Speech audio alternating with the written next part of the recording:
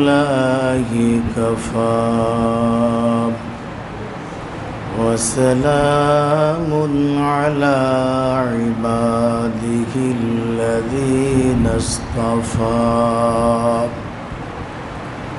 أما بعد فأعوذ بالله من الشيطان الرجيم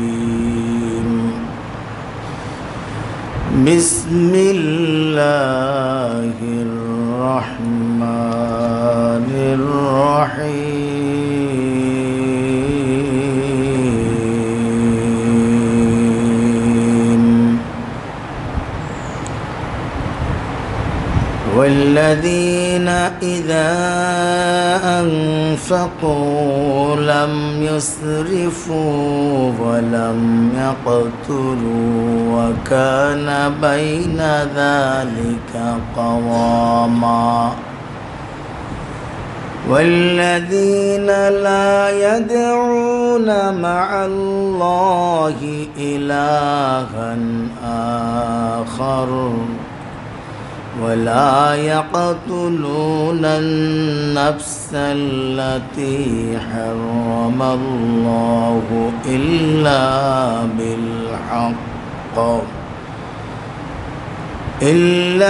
بالحق ولا يزنون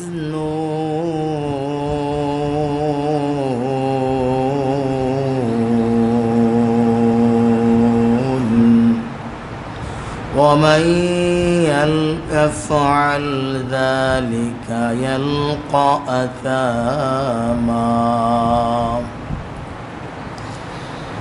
يضاعف له العذاب يوم القيامة ويخلد فيه مهانا إلا من تاب وآمن وعمل عملا صالحا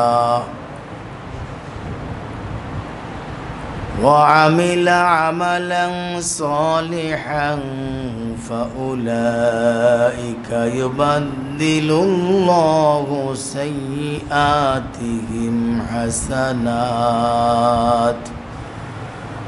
وكان الله غفورا رحيما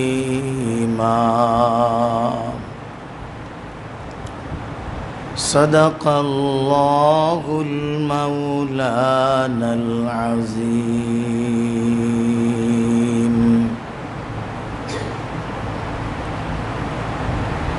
اللهم صل على محمد وعلى آل محمد كما صليت على إبراهيم وعلى آل إبراهيم إنك حميد مجيد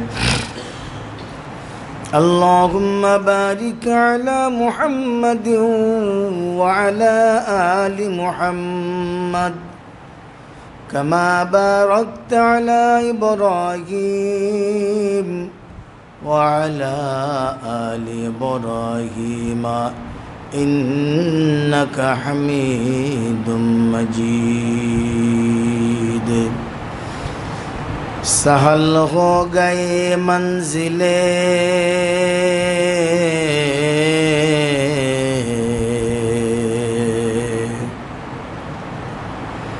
सहल हो गए मंजिले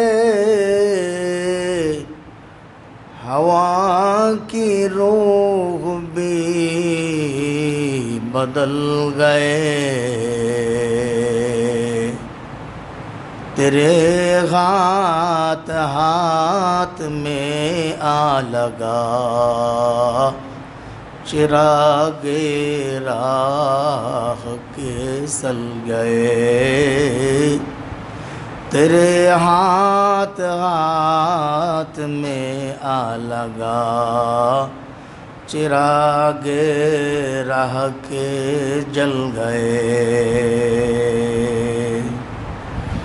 जजाकल्ला के चश्मम बाज कर दी जज़ाकल्लाह के चश्मम बाज कर दी, मेरा बाज जान जा गमराज कर दी, मेरा बाज जान जा गमराज कर दी। अल्हम्दुलिल्लाह, আল্লাহ সুবহানাহু ওয়া তাআলার অশেষ মেহেরবানি এবং দয়া যে মহান সত্তা দায়মে আল্লাহ আমাদেরকে শাওয়াল মাসের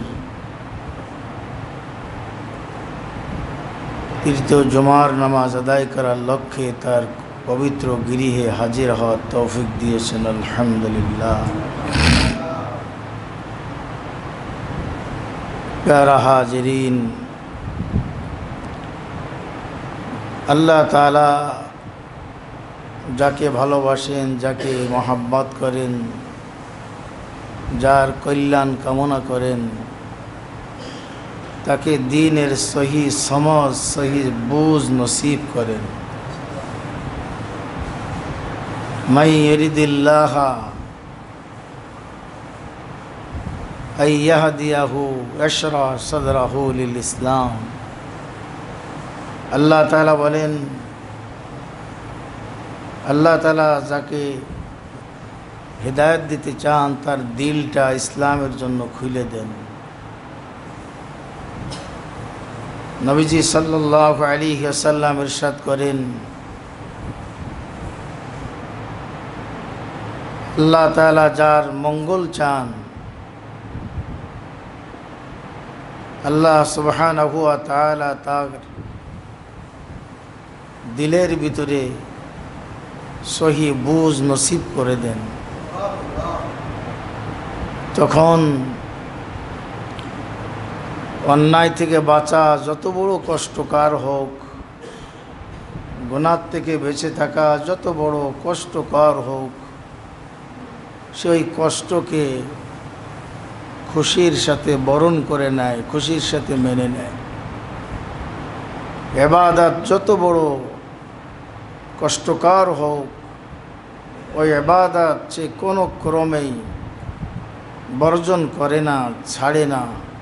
যে কোনো মূল্যে সে ওই ইবাদত, ওই আমল, ওই গুণ অর্জন করেই ছাড়ে। আল্লাহ সুবহানাহু ওয়া তাআলা ইরশাদ করছেন, আল্লাহু ইয়াজতাবি ইলাইহি মান ইয়াশা ওয়া ইয়াহদি ইলাইহি মান ইউনীব। আল্লাহ তাআলা অনেক বান্দাকে জজবের মাধ্যমে, আকর্ষণের মাধ্যমে নিজের কাছে টেনে নেন।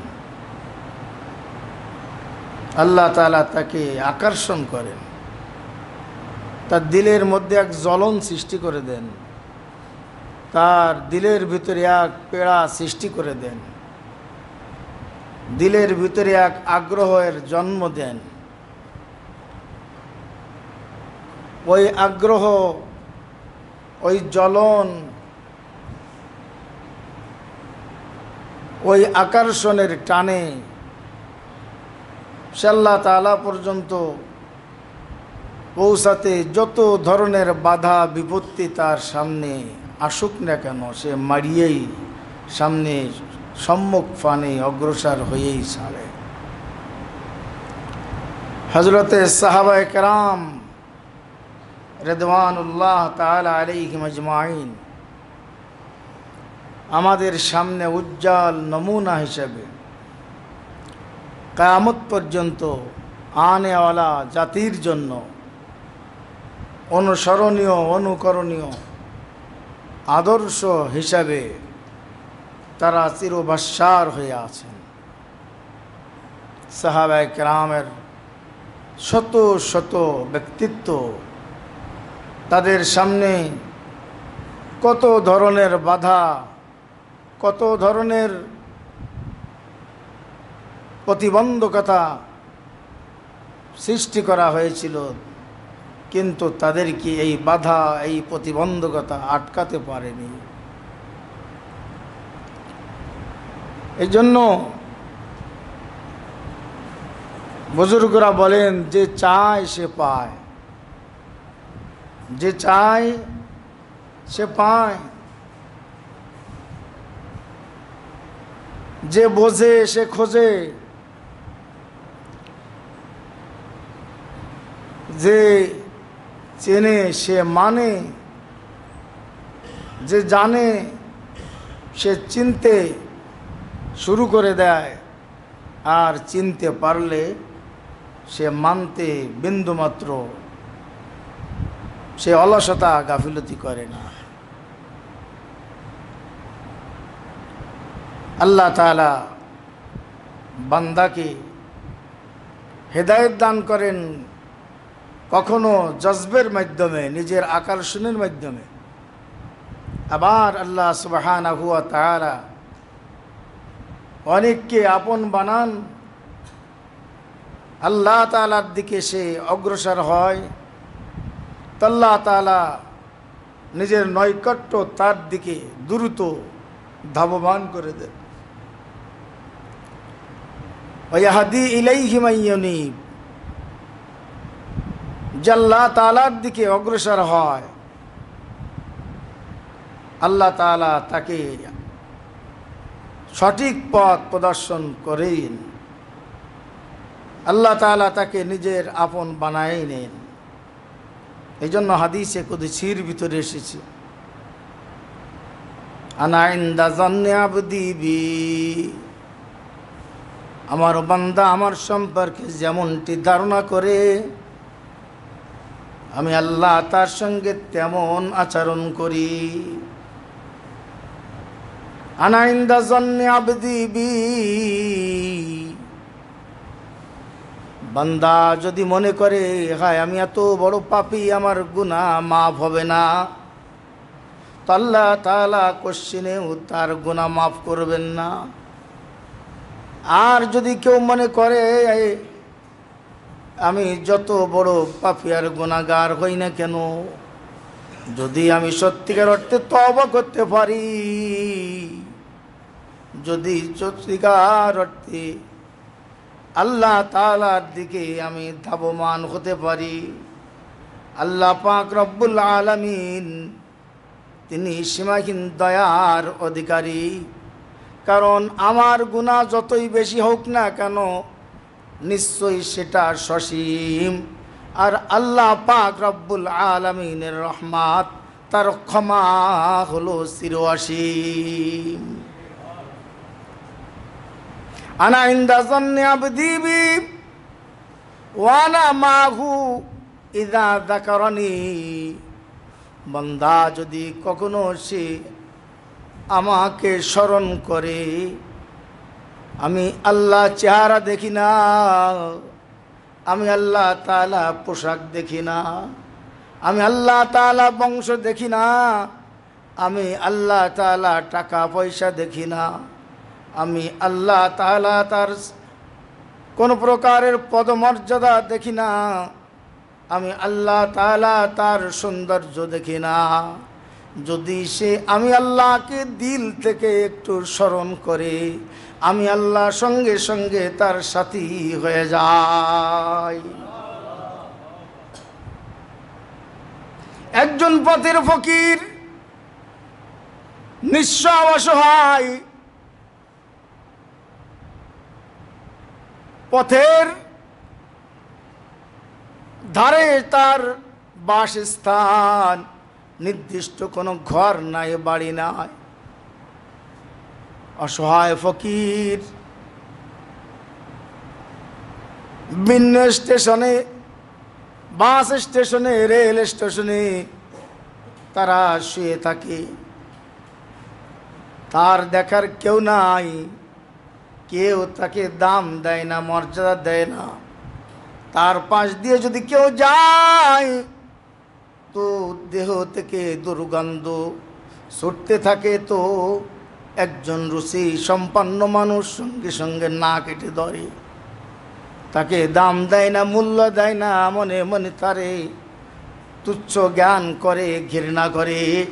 কিন্তু সেও যদি ওই অবস্থায় আমার আল্লাহরে ডাকে, আল্লাহ আল্লাহ আমার কেউ নাই, দেখার কেউ নাই, তুমি ছাড়া আমার কেউ নাই। তু গানি গায়ে আর খাম খে বেনওয়া, তু গানি হায় और गम के बेनवा, कौन पूछेगा हमें तेरे सवा। है तुझी हाजत रवाए दो जगह, हम तेरा दर छोड़ कर जाएगा, हम तेरा दर छोड़ कर जाएगा। गरचे यार अब हम सरापा है बुरे, अब तो लेकिन आ पड़े दर पर तेरे, हर तरफ से होके हम खारू तबाह, आ पड़े अब तेरे दर पर या इलाह। অসুস্থ মানুষ, চোখে ময়লা, হাসপাতালের ফ্লোরে শুয়ে আছে, কোনো আপনজন বলতে কেউ নাই। রাস্তায় রোড অ্যাক্সিডেন্টে মারাত্মকভাবে জখম হয়ে পড়েছিল। কোন একজন হৃদয়বান মানুষ তারে ওখান থেকে উঠায়া তুলে নিয়ে সরকারি হাসপাতালে পৌঁছে দিয়েছি। হাসপাতালের সরকারি নার্স সেবক যারা, তারা তাকে সেবা করার জন্য নিছে, কিন্তু কোনো ভালো রুম দিতে পারে নাই, তাকে কোনো খাট পালঙ্গ দিতে পারে নাই। ফ্লোরে সে পড়ে আছে, শরীরে পোকায় আচ্ছাদিত হয়ে গেছে, ঘা থেকে দুর্গন্ধ ছোটে, চোখে ময়লা, পরনে ভালো কাপড় নাই। সেও যদি ওই সময় বলে আল্লাহ, তো সঙ্গে সঙ্গে আল্লাহ তাআলা বলেন লাব্বাইকা আবদি, ও আমার বান্দা আমি হাজির, তুমি কি বলতে চাও বলো। আমার মাওলা এমন তার মাওলা, ওই মাওলার জন্য যদি কেউ হয়ে যায়, আমার আল্লাহ তাআলা বলেন আমি আল্লাহ তার হয়ে যায়। মান তাকাররাবা ইলাইয়া শিবরান তাকাররাবতু ইলাইহি জিরা, আমার বান্দা যদি আমার দিকে এক বিঘাত অগ্রসর হয়, আমি আল্লাহ তার দিকে এক হাত অগ্রসর হয়ে যায়। আমান তাকাররাবা ইলাইয়া, আমান তাকাররাবা ইলাইয়া জিরান, যে ব্যক্তি আমার দিকে এক হাত অগ্রসর হয়, তাকাররাবতু ইলাইহি বা, আমি আল্লাহ তার দিকে দুই হাত অগ্রসর হয়ে যায়। ওমান আতানি ইয়ামশি, ওমান আতানি ইয়ামশি আতাইতুহু হারওয়ালাতান, যদি কেউ আমার দিকে হেঁটে হেঁটে অগ্রসর হয়, আমি আল্লাহ তথা আমার রহমত তার দিকে দৌড়ে চলে যায়। যদি আল্লাহকে কেউ আল্লাহ বলে ডাকে, ডাকার ভিতরে যদি কোনো প্রকারের শিরিক না থাকে, মহাবিপদের মধ্যে পড়ে গেছে, আল্লাহ বলে ডাকলো, তার দেখার কেউ নাই, বাপ নাই, মা নাই, সন্তান নাই, আত্মীয় স্বজন বন্ধু বান্ধব কেউ নাই, ওই অবস্থায় যদি সে আল্লাহকে আল্লাহ বলে ডাক মারে, আল্লাহ তাআলা সঙ্গে সঙ্গে তার ডাক শোনার জন্য হাজির হয়ে যায়। এই জন্য আল্লাহ তাআলা বলেন ওয়াল্লাযীনা লা ইয়াদউনা মা'আল্লাহি ইলাহান আখার, জান্নাতি বান্দা বান্দি তো তারাই। সূরাতুল ফুরকান আমার মালিক বলেন জান্নাতি মানুষ তো তারাই হবে যারা তার আহ্বানের মধ্যেও কাউকে শরিক করবে না, ডাকবে সরাসরি আল্লাহ তাআলাকে। খ্রিস্টানদের মতো পাদ্রী ধরবে না, ও পাদ্রী, ও পোপ, ও ধর্মযাজক, আমি আল্লাহর কাছে কিছু চাই, তুমি আল্লাহর একটু কয়ে দাও, বলে দাও। আমার আল্লাহ তাআলার দরবারে এইরকম কোন সিস্টেম নাই। ইসলাম আমাদেরকে এইরকম ভায়া শেখায় নাই। হ্যাঁ, আল্লাহওয়ালা হতে গেলে, কিছু শিখতে হলে শিক্ষক লাগে, দীক্ষা অর্জন করতে গেলে দীক্ষক লাগে সেটা ভিন্ন প্রসঙ্গ। কিন্তু যদি আপনি আল্লাহর কাছে কোনো কিছু পাইতে চান, কোনো কিছু আল্লাহ তাআলার কাছে যদি আশা করেন, ওই সময় কোনো ভায়া লাগবে না, ইমাম লাগবে না, কোনো পীর লাগবে না, বুজুর্গ লাগবে না। সরাসরি আপনি আল্লাহরে বলেন, আল্লাহ গুনাহ করে ফেলছি, পাপ করে ফেলছি, আল্লাহ কেউ তো আমার দাম দেয় না, দুনিয়ার কেউ আমারে মর্যাদা দেয় না, দুনিয়ার কেউ আমাকে মূল্যায়ন করে না, সবাই আমার ঘৃণা করে, সবাই আমার নাম শুনলেও তারা নাক ছিটকায়, আল্লাহ কেউ আমার দাম দেয় না, আমি কোথায় যাব? है तू ही हाजत रवाए दो जगह, हम तेरा दर छोड़ कर जाए कहा, तू गनी है और हम है बेनवा, कौन पूछेगा हमें तेरे सवाल। আল্লাহরে ডাক দিচ্ছে, আল্লাহ তাআলা তার ডাক শুনছেন, মনে মনে তওবা করে নিছে, তো আল্লাহ তাআলা তাকে চিরতরে মাফ করে দিয়েছেন। দুনিয়ার সকল মানুষ তারে জানে মহাপাপী, কিন্তু আমার মালিকের কাছে সে প্রিয় বান্দা ভিতরে ভিতরে হয়ে গেছে। মায়ানে সে কো মাশুক চরমজেস কেরামান কাতবীরা হাম খবরুনি। মনে মনে আপনি আল্লাহরে ডাক দেন, এই ডাক আপনার, এই শব্দ মনের ডাকের শব্দ আপনার নিজের কানও শোনে না, কিন্তু মনে মনে মালিকরে যদি আপনি ডাকেন, ডান কাঁধে বাম কাঁধে কেরামান কাতিবিন ফেরেশতা আছে, বহু আমল তারা টের পায় এবং তারা সেগুলো সংরক্ষণ করে। কিন্তু মনে মনে মাওলার কাছে আপনি অনেক লেনদেন করতে পারেন, এই লেনদেনের খবর কেরামান কাতিবিনও জানবে না। বুখারী শরীফে হাদিসে এক আজব ঘটনা বর্ণিত হয়েছে। সরকারে দো জাহান নবীজি সাল্লাল্লাহু আলাইহি ওয়াসাল্লাম নিজেই স্বয়ং এই ঘটনার বর্ণনা করে। আল্লাহর হাবিব সাল্লাল্লাহু আলাইহি ওয়াসাল্লাম বলেন, একদিন হযরতে মূসা আলাইহিস সালাতু ওয়াস সালামের কাছে আল্লাহ তাআলা জিবরাইলকে পাঠায় দিয়েছেন, যাও জিবরাইল যাও, আমার প্রাণ নবী মূসাকে গিয়ে বলো, অমুক পাহাড়ের পাদদেশে আমার এক পেয়ারা বান্দা মারা গেছে, আমার এক দোস্ত মারা গেছে, আমার এক বন্ধু মারা গেছে, তার জানাজা কাফন দাফনের ব্যবস্থা যেন আমার নবী মূসা স্বয়ং গিয়ে করে। মূসা আলাইহিস সালাতু ওয়াস সালাম রওনা হয়ে গেলেন। যেতে যেতে যেতে যেতে ওই পাহাড়ি এলাকায় যখন পৌঁছালেন, দেখেন যে লোকে লোকারণ্য, অসংখ্য মানুষের ভিড়। তিনি জিজ্ঞাসা করেছেন, তাকে যে নামটা বলা হয়েছে সে নাম উচ্চারণ করে বলেন যে এই আল্লাহ তাআলার প্রিয় বান্দা কিফিল, কিফিলের বাড়ি কোথায়? আল্লাহর প্রিয় বান্দা কিফিল মারা গেছে, তো তার দাফন কাফনে আল্লাহ তাআলা আমাকে শরীক হওয়ার জন্য নির্দেশ করেছেন। আমি কিফিল, আল্লাহওয়ালা কিফিলের বাড়ি আমি তলাশ করছি, কিফিলের ঘরে যাইতে চাই।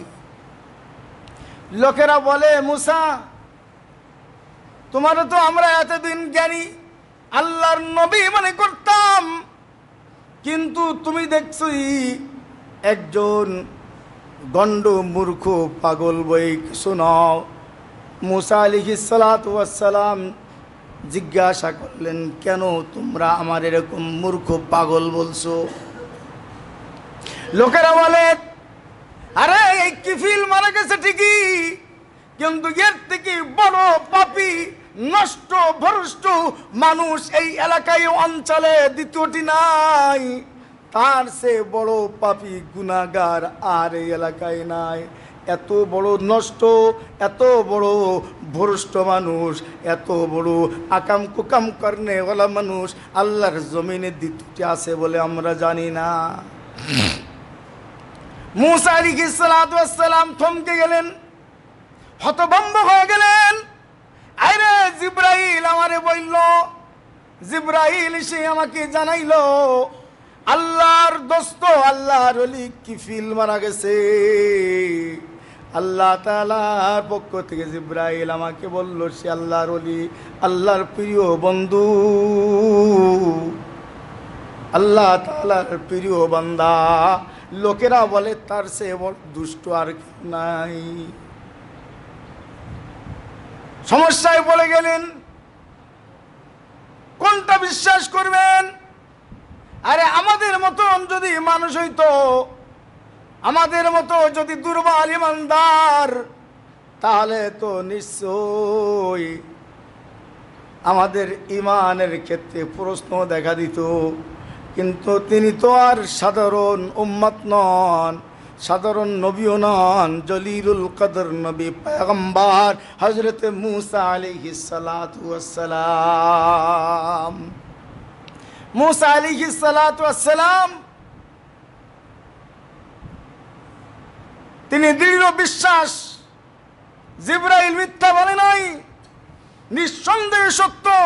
ঘটনার ভিতরে ঘটনা কি একটা যেন আছে। সুবহানাল্লাহ। উনি রওনা হয়ে গেলেন, সেখান থেকে আরো সামনে অগ্রসর হলেন।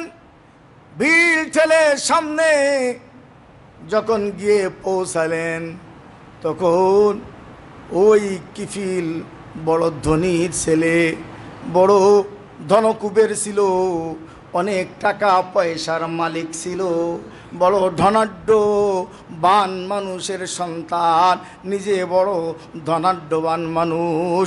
তার বাড়ি আলিশান বিল্ডিং, সামনে বড় ফটক, বড় গেট।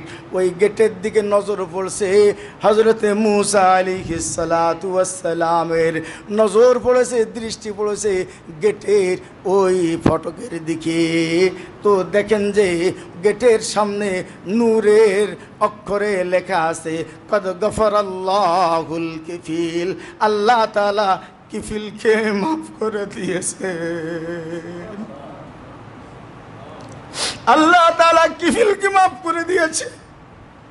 আরে দুনিয়ার মানুষ তারা পাপী গুনাহগার মনে করে, দুনিয়ার একটা মানুষ তাকে সাপোর্ট করে না যে সে ভালো মানুষ, সকলেই তাকে পাপী গুনাহগার হিসেবে জানে, চেনে। কিন্তু মূসা আলাইহিস সালাতু ওয়াস সালাম ওই ফটকে যখন লেখা দেখলেন কদ গফরাল্লাহুল কিফিল, আল্লাহ তাআলা কিফিলকে মাফ করে দিয়েছেন, মূসা আলাইহিস সালাতু ওয়াস সালাম বুঝে ফেললেন ভিতরে আর ঘটনা আছে। সরকার দো জাহান নবীজি সাল্লাল্লাহু আলাইহি ওয়াসাল্লাম নিজে ঘটনা শোনাচ্ছেন। এই যে কিফিল, সে বড় দুষ্ট ছিল, কিফিল বড় চরিত্রহীন মানুষ ছিল, তার চরিত্র অত্যন্ত কলঙ্কজনক ছিল। এলাকার এমন কোন সুন্দরী মহিলা তার হাত থেকে রক্ষা পায় নাই। জোরপূর্বক কিংবা টাকার বিনিময়ে তার চরিত্র হনন করে ছেড়েছে। এই কিফিল এত বড় পাপী গুনাহগার ছিল। সরকার দো জাহান নবীজি সাল্লাল্লাহু আলাইহি ওয়াসাল্লাম ঘটনার বিবরণী শোনাচ্ছেন। একদিনকার ঘটনা, কিফিলের এলাকায় একজন নওজোয়ান মারা গেছে, সন্তান ছোট্ট বাচ্চা, এতিম বাচ্চা রেখে আর সুন্দরী বিবি রেখে মারা গেছে। যা কিছু ছিল ওই ঘরে, গরিব মানুষ, সব শেষ হয়ে গেছে। এখন বাচ্চাদের খাওয়ানোর কোনো কিছু এই বিধবা সুন্দরী মহিলার সম্বল হিসেবে বাকি নাই। কি করবে, কোথায় যাবে সে চিন্তা করলো। কিফিল যতই খারাপ হোক কিন্তু সে মাঝে মাঝে দান সৎকাও করে দেখি, আমি যাই তার কাছে গিয়া একটু আমি টাকা হাওলাত চাই, তার কাছে একটু ঋণ চাই, সে আমার একটু টাকা পয়সা দিবে, আমি এর বিনিময়ে তার বাড়িতে কাজ করে দিব।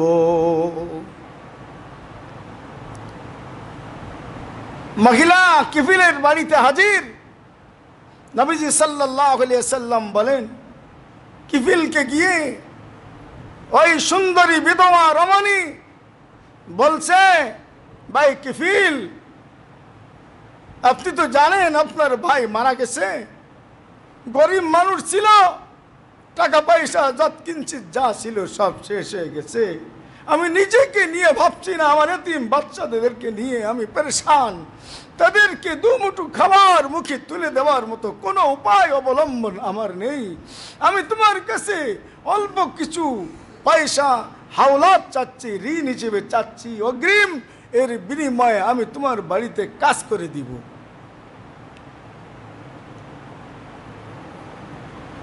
সরকার দো জাহান নবীজি সাল্লাল্লাহু আলাইহি ওয়াসাল্লাম বলেন, কিফিল এই বিধবা রমণীর দিকে তাকানো মাত্রই তার ভিতরের দুষ্ট মানুষটা ক্ষিপ্ত হয়ে গেছে, সঙ্গে সঙ্গে সে ওই বিধবা সুন্দরী রমণীকে প্রস্তাব দিয়েছে, টাকা লাগবে না, তোমার পয়সা আমাকে পরিশোধ করা লাগবে না, কাম কাজও করা লাগবে না, শুধুমাত্র তুমি আমার মনের খায়েশ পুরা করবে, তোমার দেহ আমি সম্ভোগ করতে চাই, আমি একটু ভোগ করতে চাই, তোমার যা কিছু দরকার আমি তোমাকে নিয়মিত সব দিয়েই যাব, তুমি নিয়মিত আমার জৈবিক চাহিদা পুরা করবে, আর তোমার সব অভাব আমি মোচন করে দিব। নবী করিম সাল্লাল্লাহু আলাইহি ওয়াসাল্লাম বলেন, সুন্দরী রমণী বিধবা কিন্তু জীবনে কোনোদিন এইরকম অন্যায় কাজে লিপ্ত হবে কল্পনাও করে নাই, সে থমকে গেছে, হতভম্ব হয়ে গেছে, এইরকম প্রস্তাব তাকে দেওয়া হবে সে কল্পনাও করে নাই। অনেক মানুষ দুনিয়া আছে দেখবেন, অনেক বড় দুষ্ট মস্তান, কিন্তু ভিতরে মনুষ্যত্ব বোধ তাদের কিন্তু জাগ্রত থাকে, সন্ত্রাসী হয়ে গেছে কোন এক কারণে, কোন এক রাগ আর ক্ষোভ তিক্তকর ইতিহাসের কারণে আজকে সন্ত্রাসী হয়ে গেছে, কিন্তু ভিতরে তার মনুষ্যত্ব বোধ জাগ্রত আছে। কোন অসহায় মানুষ দেখলে অবশ্যই তার পাশে গিয়ে তারা কিন্তু দাঁড়ায়। এরকম মস্তান এই দুষ্ট সমাজেও বহু পাওয়া যায়। সেই আশায় ওই মহিলা গিয়েছিল যে তার চরিত্র ভালো না আমি জানি, কিন্তু আমি তো বিধবা, আমি অসহায়, এই কথা শুনে, আমার এতিম বাচ্চাদের কথা শুনে নিশ্চয়ই সে ওই সব রাস্তায় ধাবিত হবে না। কিন্তু না, তার চিন্তা, তার ভাবনাটা অবাস্তব প্রমাণিত হলো। ওই কিফিল তাকে কুপ্রস্তাব দিল। বিধবা রমণী ফিরে আসছে বাড়িতে, বাড়িতে এসে দেখে তার অবুঝ বাচ্চারা, এতিম বাচ্চারা আকাশ বাতাস মুখরিত করে চিৎকার করে করে ক্রন্দন করছে। ওই ক্রন্দনের কথা, ওই ক্রন্দনের দৃশ্য অবলোকন করে দেখে বিধবা মহিলা চিন্তা করলো, হায়, আমার এই চরিত্র দিয়ে কি করব, আমার যদি আমার বাচ্চাদেরকে আমি কিছু খাইতে দিতে না পারি, এরা চটপট করে মারা যায়, এদের কি উপায় হবে। এই জন্য ওই বিধবা রমণী আবার কিফিলের বাড়িতে গিয়ে হাজির হয়ে গেছে। কিফিলের বাড়িতে গিয়ে যখন হাজির হয়ে গেছে, কিফিল বলে, কিরে, কি ব্যাপার, তুমি আবার এসেছো, ঘটনা কি? তাহলে কি তোমার ইচ্ছা, তোমার চিন্তা চেতনার পরিবর্তন হয়েছে? মহিলা বলে, দেখো ভাই, জীবনে এইরকম অন্যায় লিপ্ত হওয়া তো দূরে থাক, কোনোদিন কল্পনাও করিনি। কিন্তু অসহায় এতিম বাচ্চাদের ক্রন্দনের দৃশ্য আমাকে ব্যথাতুর করেছে, আমার অন্তরকে ভারাক্রান্ত করেছে। আমি না এসে পারি নাই, আমি শুধু আমার এতিম বাচ্চাদের জান বাঁচানোর তাগিদে আমি তোমার ওই কুপ্রস্তাব পূরণ করার জন্য এসেছি। আসলে আমার নিজের কোনো আকাঙ্ক্ষা, আমার ভিতরে কোনো লালসা নেই। আমি এসেছি আমার বাচ্চাদের জন্য, সন্তানের জন্য। সরকার দো জাহান নবীজি সাল্লাল্লাহু আলাইহি ওয়াসাল্লাম বলেন, কিফিল খুব আনন্দ বোধ করল, খুশি হয়ে গেল। ওই বিধবা রমণীর দিকে যখন অগ্রসর হলো, বিধবা রমণীর একেবারে কাছে যখন পৌঁছে গেছে, সঙ্গে সঙ্গে বিধবা রমণী থরথর থরথর করে কেঁপে বেহুশে জমিনে পড়ে গেছে।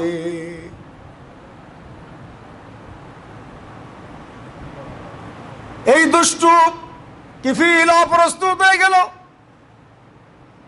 কি সর্বনাশ, নিজেই তো এসেছে, আবার বেহুশ হয়ে গেল। ঘটনা কি? তার মাথায় পানি দিল, চেহারায় পানি ছিট দিল। একটু পরে সে চেতনাবোধ ফিরে পেল।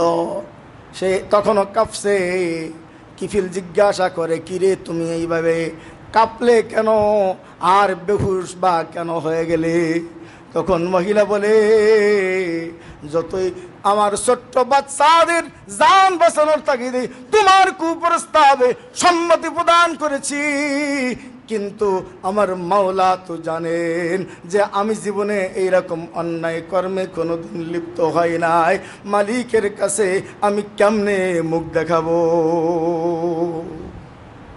আল্লাহ তাআলার ভয়ে আমি ভীত সন্ত্রস্ত হয়ে এই অবস্থার সম্মুখীন হয়ে গেছি।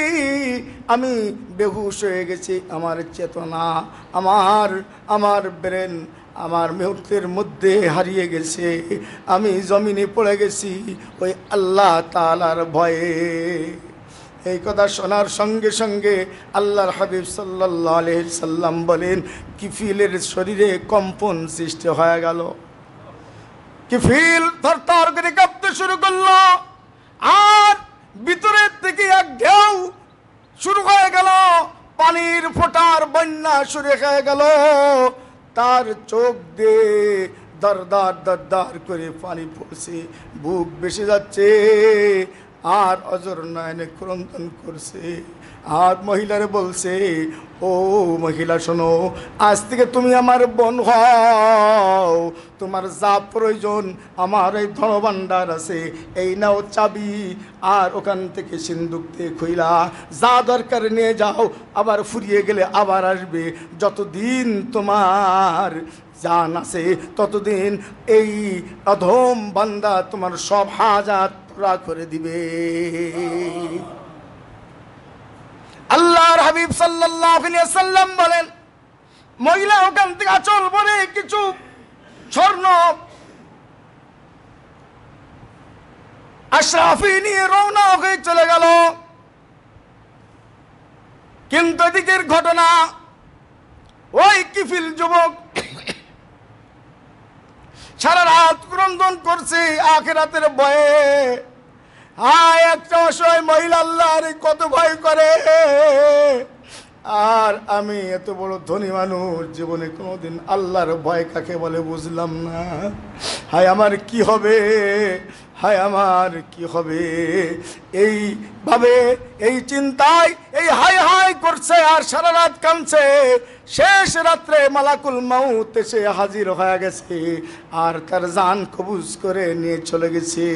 তো আল্লাহ তাআলা ফেরেশতা দিয়া কিফিলের বাড়ির গেটের সামনে লিখে দিয়েছেন, কদ গফরাল্লাহুল কিফিল, আল্লাহ তাআলা কিফিলের জিন্দেগীর সব গুনাহ মাফ করে দিয়েছে। রব্বুল আলামিন আমাদের সকলকে এইভাবে একনিষ্ঠভাবে আল্লাহর দিকে ধাবিত হওয়ার তৌফিক সকলকে দান করেন, আমিন। ওয়া আখির দাওয়ানা আনিল হামদুলিল্লাহি রাব্বিল আলামিন।